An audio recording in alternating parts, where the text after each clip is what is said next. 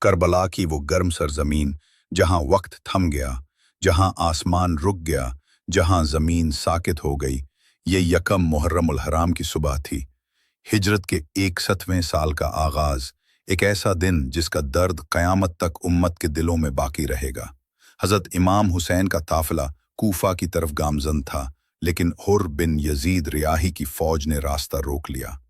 حر کا لشکر جو یزید کے حکم پر امام کو کوفہ نہ جانے دینے آیا تھا، کربلا کے قریب انہیں روک چکا تھا۔ امام حسین نے فرمایا، مجھے نہ کوفہ جانے دیتے ہو نہ مدینہ واپس، تو پھر مجھے ایسی جگہ اجازت دو جہاں ہم قیام کر سکیں۔ اور یہی وہ لمحہ تھا جب کربلا کی تپتی زمین کو حسین اور آل حسین کا میزبان بنایا گیا۔ یکم محرم کو امام حسین کا قافلہ کربلا کے میدان میں اترا، ایک میدان بنجر، پیاسا، خالی، جس کی مٹی گواہ بننے والی تھی تاریخ کی سب سے عظیم قربانی پر۔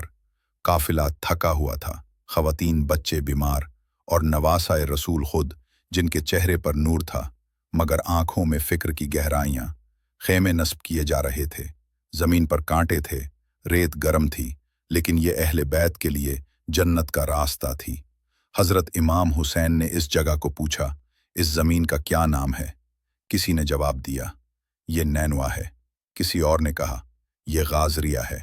آخر میں ایک بزرگ آگے بڑھے اور کہا، مولا، اس زمین کو کربلا بھی کہا جاتا ہے۔ امام حسین کا چہرہ لمحے بھر کو خاموش ہوا، پھر آنکھوں سے ایک آہ نکلی اور زبان پر یہ جملہ آیا، یہی ہے وہ جگہ، یہی ہے وہ جگہ جہاں ہمارے خون بہیں گے، جہاں ہمارے بچوں کے لاشیں گرائیں گے، جہاں ہمارے اہل بیت قید ہوں گے۔ یہ سن کر قافلے میں لرزہ طاری ہو گیا۔ بی بی زینب کے دل میں درد کی ایک لہر دوڑ گئی۔ سکینہ، علی اکبر، قاسم عباس سب جان گئے تھے کہ اب واپسی نہیں۔ حر بن یزید نے جب دیکھا کہ امام حسین اور ان کا قافلہ کربلا میں قیام کر رہا ہے تو اس نے یزید کے دربار کو اطلاع بھیجی، حسین ابن علی کربلا میں قیام پذیر ہو چکے ہیں۔ یزید نے حکم دیا، انہیں یہیں روکے رکھو، پانی بند کر دو، نگرانی سخت کرو، لیکن یکم محرم کو ابھی پانی بند نہیں کیا گیا تھا۔ وہ دن تھا جب محرم کا چاند نکلا اور کربلا کی فضا بدلنے لگی۔ رات ہوئی تو خیموں میں خاموشی تھی، صرف سانسوں کی آہیں تھی، دعاؤں کی صدائیں تھیں، اور دلوں میں ایک بے قراری تھی۔ یا اللہ، ہمیں صبر عطا فرما، ہمیں ثابت قدم رکھ، ہمیں اپنی رضا پر راضی رکھ۔ حضرت علی اکبر نے امام حسین سے عرض کی، بابا جان، کیا ہم حق پر نہیں ہیں؟ امام نے فرمایا، بیٹا، خدا کی قسم، ہم حق پر ہیں۔ علی اکبر نے کہا، پھر فکر کیسی؟ ہم حق کے لیے اپنی جان بھی قربان کر دیں گے۔ یہ رات سکینہ کے لیے بے چینی سے بھری تھی۔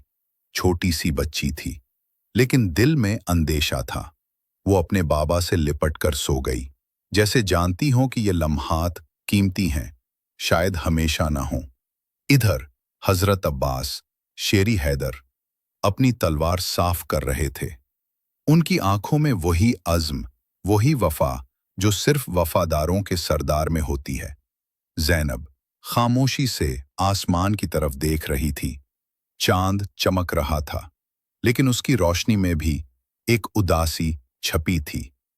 کیا وہ جانتی تھی کہ یہ وہ چاند ہے جو آخری بار قافلے کے ساتھ چمکے گا؟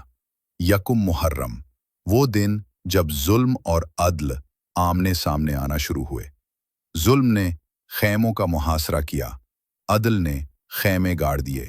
ظلم نے نیزے تیز کیے، عدل نے دلوں کو تیار کیا۔ ظلم نے دربار کو خوش کیا، عدل نے رب کو راضی کیا۔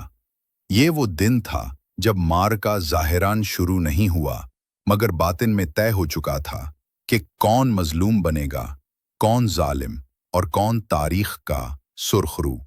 یکم محرم کو کربلا میں صرف خیمے نصب نہیں ہوئے تھے، بلکہ صبر، وفا، حق اور شہادت کے ستون بھی گاڑ دیے گئے تھے۔ یہ وہ دن ہے جس سے کربلا کی خون چکا داستان کا آغاز ہوا اور جس کا انجام 10ویں محرم کو تاریخ کا وہ باب بنے گا جو رہتی دنیا تک نہ بھولے گا۔